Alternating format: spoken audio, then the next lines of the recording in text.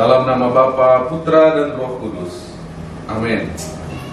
Shalom, selamat pagi untuk kita semua. Hari ini kita belajar dari 1 Raja-Raja pasal 17 ayat 7 sampai 16 dengan tema melihat penyediaan Tuhan. Saudara tahu setelah Raja Salomo mati, kerajaan Israel terbagi menjadi dua, Israel dan Yehuda. Israel ada 10 suku Israel, sedangkan Yehuda dan Simeon. Ya, jadi mereka menolak keturunan Daud untuk menjadi raja. Akhirnya 10 suku yang lain membuat kerajaan Israel dan 2 suku membuat kerajaan Yehuda, kerajaan selatan. Dan kerajaan Israel ini nggak ada rajanya yang baik. Tak satu pun raja dari di Israel ini yang baik. Kalau Yehuda masih mending, baik jahat, jahat baik. Masih kurang lebih ada 4 orang yang baik. Dan kita akan belajar dari Raja Ahab, ya, di raja orang Israel. Oke, next. Nah, dia 7 tadi dimulai. Tetapi sesudah beberapa waktu sungai itu menjadi kering, sebab hujan tiada turun di negeri itu. Kenapa sungainya kering? Karena hujan tidak tidur, ya, tidak turun, ya. Iya, jelas sekali karena hujan tidak turun. Nah, pertanyaan, mengapa tidak turun hujan? Nah, karena Raja Ahab begitu jahat. Dia tidak hanya melakukan yang jahat di mata Tuhan, dia menikah dengan putri raja orang Sidon, namanya Izebel. Dia tidak hanya menikah saking cintanya, dia juga membuat berhala, menyembah berhala mereka. Itu makanya Tuhan marah, dan di ayat 1 dikatakan, lalu berkatalah Elia orang Tisbe dari Tisbe Gilead kepada Ahab, demi Tuhan yang hidup, Allah Israel, yang kulayani, sesungguhnya tidak akan ada embun atau hujan pada tahun-tahun ini kecuali kalau kukatakan. Berarti kalau tidak ada hujan, bakalan tidak ada tuayan, ya, kira-kira begitu, ya. Dan kalau tidak ada tuayan, maka berbahaya. Dan tidak hanya berbahaya untuk orang Israel, bagi Elia ini juga perbuatan yang berbahaya. Makanya setelah dia mengatakan ini, Tuhan suruh Elia bersembunyi. Next. Kemudian datanglah firman Tuhan kepadanya, pergilah dari sini, berjalanlah ke timur, dan bersembunyilah di tepi sungai Kerit di sebelah timur sungai Yordan. Kenapa? Karena nggak aman, kan? Wah, nggak jadi, jangan datang hujan, gitu kan? Kemarau, kering. Nah, setelah kekeringan yang lama, maka next, engkau dapat minum dari sungai itu, dan burung-burung gagak telah kuperintahkan untuk memberi makan engkau di sana. Jadi dia minum dari sungai itu, dan Tuhan memelihara, ya, melalui apa? Burung gagak. Dan kalau kita tahu burung gagak ini burung yang haram di perjanjian lama, ya. Tapi Tuhan gunakan burung yang haram ini untuk memberkati Elia. Next. Nah, setelah kemarau dan airnya sungainya menjadi kering, maka Tuhan berkata, maka datanglah firman Tuhan kepada Elia, bersiaplah pergi ke Sarfat yang termasuk wilayah Sidon. Nah, bukankah istrinya Ahab berasal dari Sidon? Dan diamlah di sana. Ketahuilah, aku telah memerintahkan seorang janda untuk memberi engkau makan. Kalau ada kekeringan, seharusnya Tuhan gak perintahkan dia ke tempat musuh, dan jauh 100 sampai 150 km jauhnya berjalan. Dan ini masa kelaparan. Kalau kita disuruh seperti ini, masuk akal nggak? Kenapa ke negeri musuh? Wah, ini bukan suara Tuhan, ini pasti suara setan ini. Kira-kira gitu, ya. Dan kenapa ke Sidon?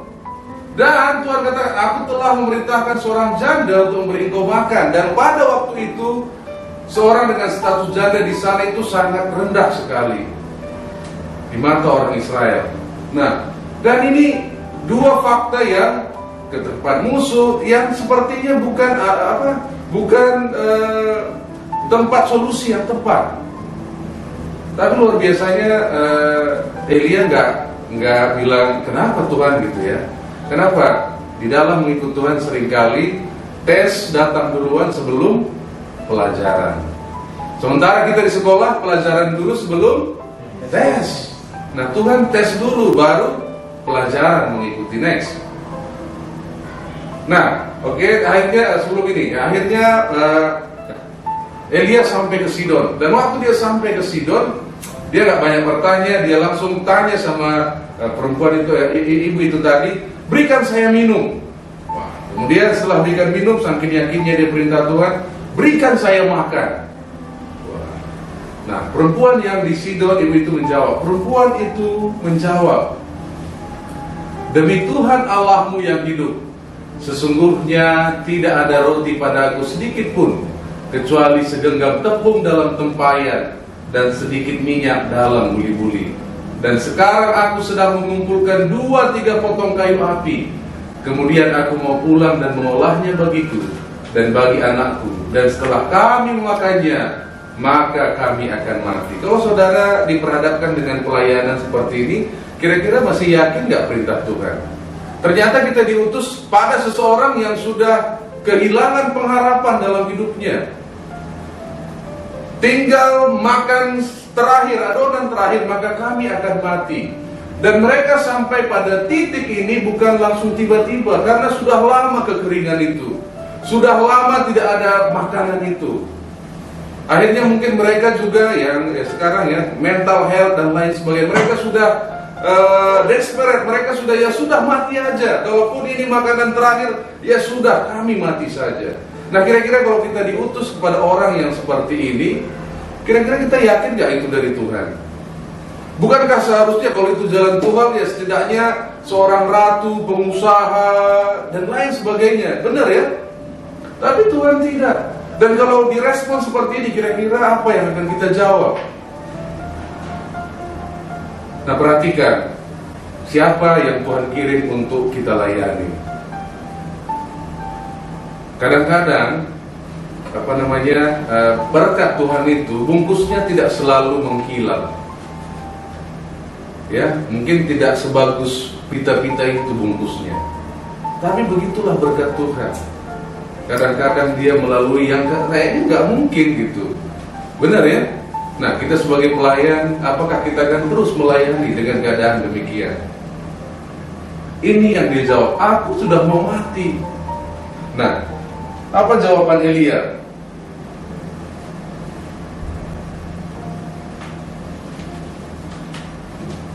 Tetapi Elia berkata kepadanya, janganlah takut, pulanglah, buatlah seperti yang kukatakan, tetapi buatlah lebih dahulu bagiku sepotong roti bundar kecil daripadanya, dan bawalah kepadaku. Kemudian barulah kau buat bagimu dan bagi anakmu. Wah, ini taruhannya besar. Kalau tidak jadi, maka ibu dan anak itu hanya melihat Elia makan dan mereka mati. Iya kan? Kalau mereka tidak kasih apa yang ada pada mereka. Nah, kalau kita melihat ini situasi yang rumit, sebenarnya sulit juga kepada Elia. Karena Elia ini orang Yahudi, ibu ini bukan orang Yahudi. Makan di tempat bukan orang Yahudi juga berat. Tapi lagi-lagi Tuhan kasih tes sama Elia ya, tes dulu baru pelajaran mengikuti. Nah, dan ini bagi ibu ini suatu situasi yang sulit. Saya percaya hari ini kita tidak hanya punya satu adonan terakhir ya, banyak adonan-adonan di rumah kan, lebih banyak ya, amin, amin ya. Situasi ini lebih parah. Nah, dan next, ini jawabnya, sebab beginilah firman Tuhan Allah Israel, tepung dalam tempayan itu tidak akan habis, dan minyak dalam buli-buli itu pun tidak akan berkurang sampai pada waktu Tuhan memberi hujan ke atas muka bumi. Elia lebih percaya kepada firman Tuhan daripada fakta yang dihadapi. Faktanya ibu itu tinggal terakhir, tapi Tuhan sudah perintahkan, aku akan memberikan kau makan melalui ibu itu. Wah, ini tantangan yang sulit. Mana yang lebih kita percaya, situasi kita atau firman Tuhan? Dan apa yang dilakukan oleh ibu itu? Next. Lalu pergilah perempuan itu dan berbuat seperti yang dikatakan Elia. Maka perempuan itu dan dia serta anak perempuan itu mendapat makan beberapa waktu lamanya. Tepung dalam tempayan itu tidak habis, Dan minyak dalam buli-buli itu tidak berkurang, seperti firman Tuhan yang diucapkannya dengan perantara Nabi. Waktu ayat 16, sukacita yang tidak habis, yes gitu. Perhatikan apa yang dilalui ibu ini. Dia tidak punya apa-apa, dan dia diperhadapkan harus memberikan yang terakhir. Bukankah kita diajarkan sediakan payung sebelum hujan, sediakan kresek sebelum pulang? Bukan? Pesta ya. Nah, kita diajarkan apa? Kita diajarkan untuk mengakumulasi. Oke, sebanyak mungkin. Kalau dapat ini ya dapat lagi. Bayangkan kalau kita dibesarkan dengan sistem ini dan disuruh memberi yang terakhir. Ini sulit. Kita percaya bahwa semakin banyak kita akumulasi, maka hidup kita kan semakin aman. Akumulasi. Jadi itu tadi memberikan yang terakhir, ya kan? Ya untuk anaknya nggak protes kan? Ih, man banta pelu naik kali bias nanti katanya kan? Sama kita pun nggak cukup lagi. Ibu itu dengan iman diberikan apa yang terakhir. Dan tahu saudara, waktu dia memberikan apa yang terakhir, waktu ibu ini memberi, dia sama seperti siapa? Dia sama seperti Tuhan. Kita percaya Tuhan menciptakan segalanya ya, bintang dan lain sebagainya. Dan waktu kita berdosa, Tuhan ngapain? Dia memberikan anaknya ya. Tuhan selalu memberi. Ibu ini waktu dia melakukan pemberian itu tadi, dia sama seperti Tuhan. Seringkali kita pikir waktu kita depresi, apa yang harus saya ambil? Waktu saudara stres, temukan orang yang dapat saudara berikan. Enggak hanya tentang uang, mungkin saudara perlu memberikan pengampunan. Kenapa saya marah dan lain sebagainya? Kenapa saya dalam situasi ini? Mungkin saudara perlu melepaskan sesuatu. Karena hanya dengan memberi. Inilah karakter Tuhan. Karakter Tuhan itu apa? Memberi. Nah, bukan mengakumulasi. Dia memberikan, menciptakan segalanya. Habis itu dia memberikan anaknya yang tunggal kepada saudara dan saya. Dia memberikan rohnya kepada saudara dan saya. Dan ini yang didapat oleh ibu waktu dia lepaskan itu. Ini pelajaran rohaninya. Kira-kira kita percaya enggak? Atau kita lebih percaya kalau bukan dengan kekuatanku maka nggak akan bisa. Nah, tadi lalu kita bagus kan, Tuhan selalu menolongku. Tapi waktu diperhadapkan dengan demikian, apakah kita percaya kepada firman Tuhan? Waktu dia melepaskannya, maka kehidupan itu datang. Kenapa? Karena Tuhan pemberi. Nah, kita sama seperti Tuhan waktu kita memberi. Yakinlah, pasti saudara akan bersukacita melepaskan sesuatu dari diri Anda.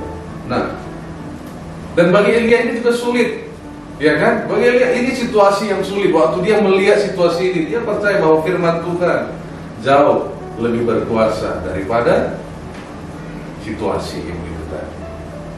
Dan Tuhan Yesus mengingat ibu ini. Di Lukas dikatakan, dan aku berkata kepadamu, dan kataku ini benar, pada zaman Elia terdapat banyak perempuan janda di Israel, ketika langit tertutup selama 3 tahun dan 6 bulan, dan ketika bahaya kelaparan yang hebat menimpa seluruh negeri.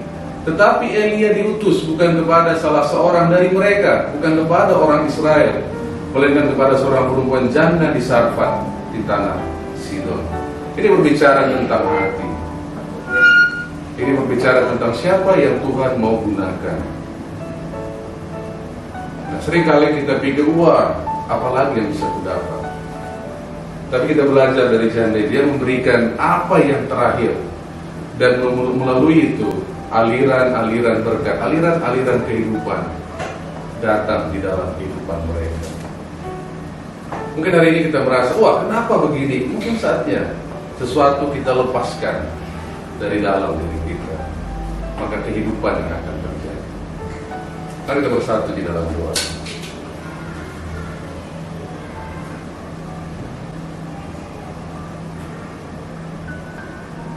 Biarlah firman-Mu berbicara kepada setiap kami. Amin.